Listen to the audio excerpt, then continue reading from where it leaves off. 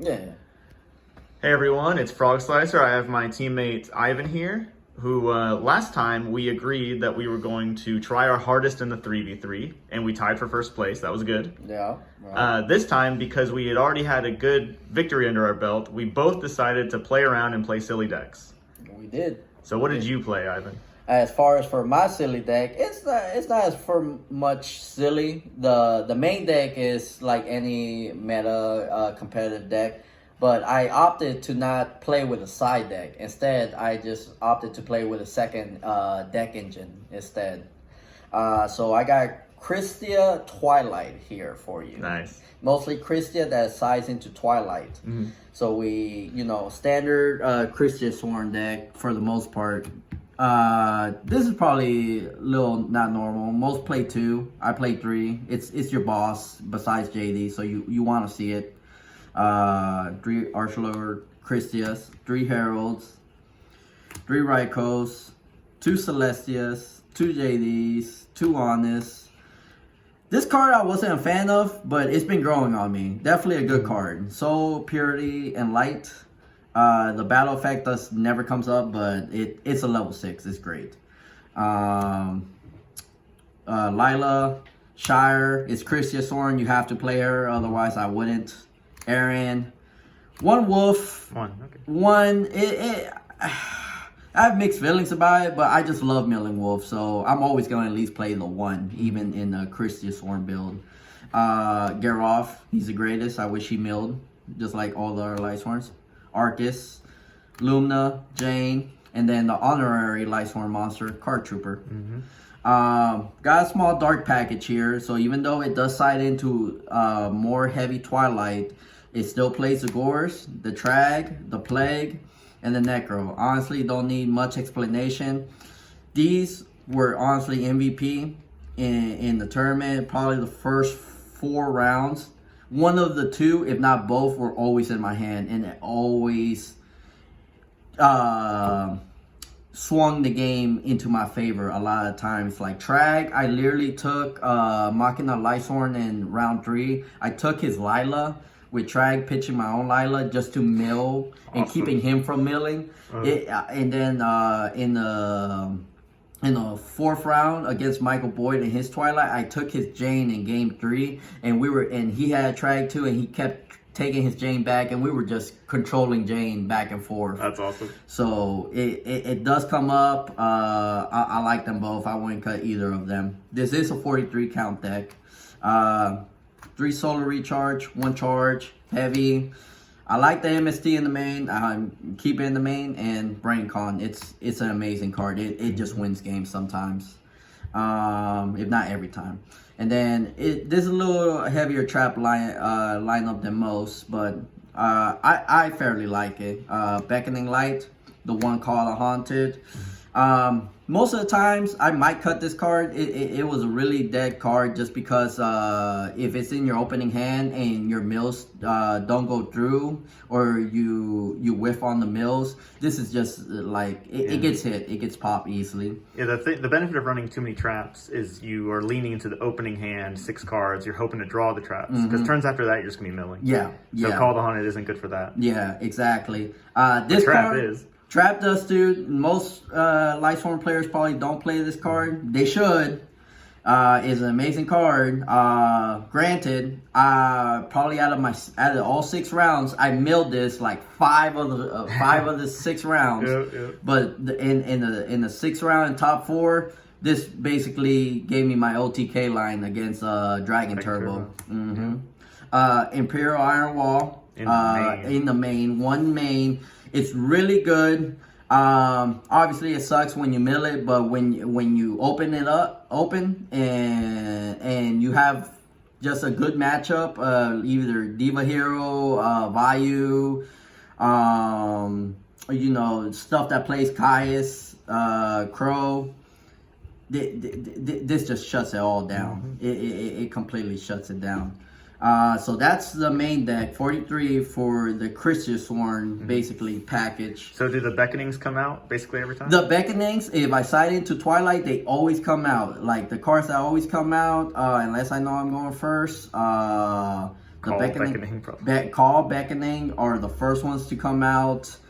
Depending if they're a back row heavy deck like an MST. Sure. I've been cutting Raikos a lot. Because you already have 3. Yeah, because I already have 3, so I will either cut 1 or I sided 2 of them out and just keep 1 just to have the name. But a lot of the times, the Beckonings, 1 Celestia, the Soul Purities, 2 Kristyas will come out for the Twilight stuff. All right, let's see the Twilight stuff. And then the side here, 1 more Imperial Iron Wall, just in case. Your blowout traps, TT and Mirror Force, those almost always get sighted in. Even if I don't sight in the Twilight package, these get sighted in because a lot of times it buys you turns. It buys you turns. It sure will. They don't know if you're on it, especially if they never seen you mill it. And then when you side them in, it just kind of catches them more off guard. Double Cyber Dragon. I opt to play 2 instead of 1 because I respect the hell out of Gear Frame Machinas. Sure. It won me the match on our round 2.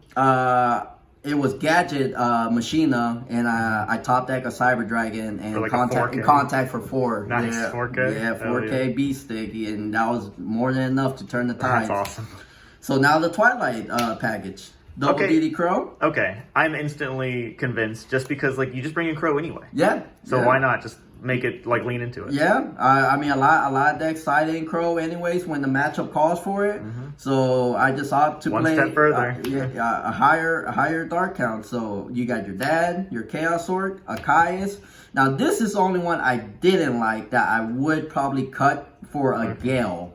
I would play this. Right. I would play Gale over this almost any day of the week. That's good if you have Raikou because you can make a Catastrophe for 2 darts. And I have the Junk Warrior in in the extra just for him. But Gale's very good. But Gale is a lot better, because he dies to oppression. Gale can just out stuff that's just big by itself. Gale's better than Catastrophe.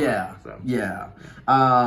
Rhoda, when I signed the Twilight just to search either the Junk or one of the Warriors for Lightsworn. When you play Twilight, you're gonna mill a good amount of your of some of your boss monsters. So higher boss density means you want to pot of Everest for all your bosses. Means you want to refresh your hand and try to set up the grave a little differently. Foolish, just to guarantee the wolf.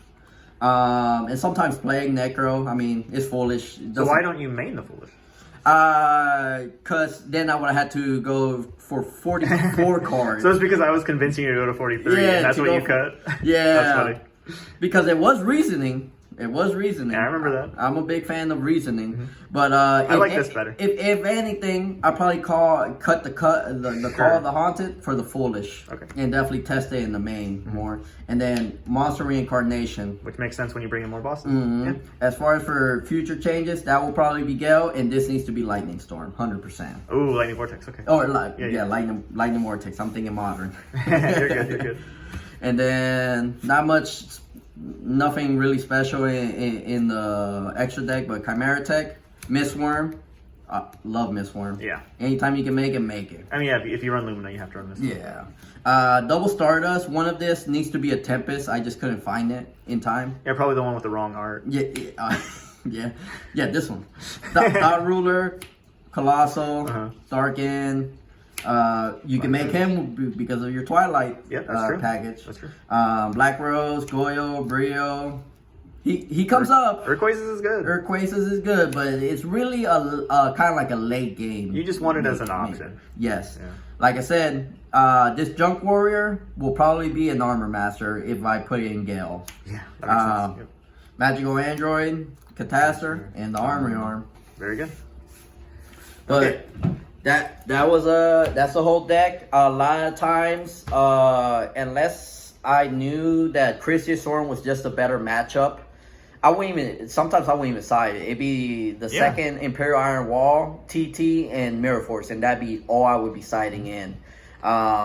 When I felt like it was more of a bad matchup, then the Twilight package would So you could high roll. would start coming out, and I mean, I'm a gambler. I'll high roll every time. Well, it's good though because, like I said, the DD crows come in. Mm-hmm. If the rule of siding is try not to side too much, you can kind of overside in this situation because the crows are coming in anyway.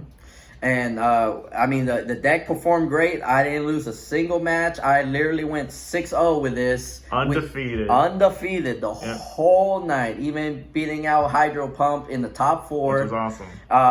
And he won the whole thing the day before. So I felt like the deck did amazing. It did what I wanted it to do. And besides the little small adjustments, I wouldn't change anything about this deck. Nice. The only other thing I really like about the fact that I'm not playing side deck, because most people anticipate like, oh, he's gonna side in Royal Decree. Oh, he's gonna side in Oppression. Oh, he's gonna side in this because he knows I'm playing that. Like, no, I'm not. I'm just gonna play a different deck in a way. Good. So it paid off. Hard carried. I carried a bit. My teammates did great. It got us all the way to the 3rd place after Swiss, and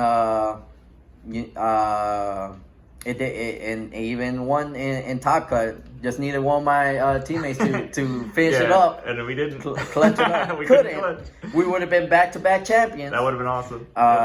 For real, would have been like an underdog story. But no, I'm really happy about the deck. I wouldn't play any other deck besides Kristya Soren last time. In the previous tournament, I took Kristya Soren, but with an actual proper side deck. And this version is just a lot more fun. Yeah. Nice. Because I'm like, oh man. Well, that's what we were really doing. We were having fun. Yeah, we were having fun. Yeah. I mean, that's why you were able to play Stardust and Soma. All right. But I mean, that's you want to have fun and you want to do well, and we got to do both. It was awesome. It was amazing. Yeah. All right, thanks a lot for letting me do this deck profile, Ivan. I appreciate it. Yeah, man. All right, peace Appreciate out. you having me. Thank you.